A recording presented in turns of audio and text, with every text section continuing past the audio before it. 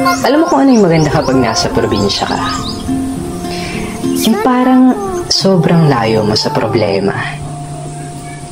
Yung manghuni ng ibon, sariwang hangin, na kahit sobrang bigat ng pakiramdam mo, kapag naranasan mo tong mga to, biglang mawawala na lang.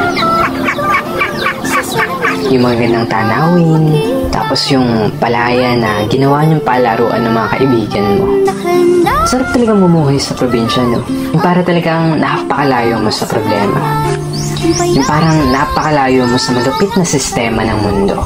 Na kapag nasa probinsya ka, mararamdaman mo talaga yung halaga ng sarili mo kesa sa iba.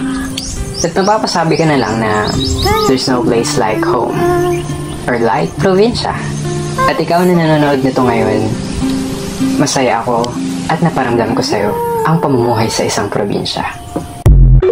So avoid talking back, avoid answering back. If your words would not be kind, if your words would not be conciliatory or diplomatic, if your words would embarrass others or hurt feelings or alienate people, better not talk.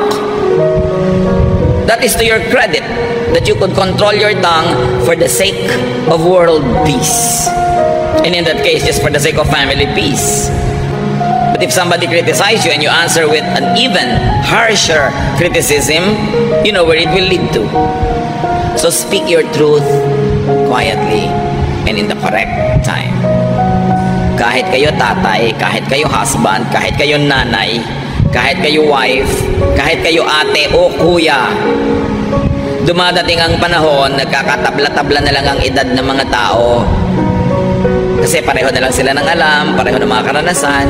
So yung mga dating pinopo ng mga ate, kuya, tatay, nanay, dumarating yung point na parang nagiging matalik mong kaibigan kesa sa parang mga sobrang mga superior.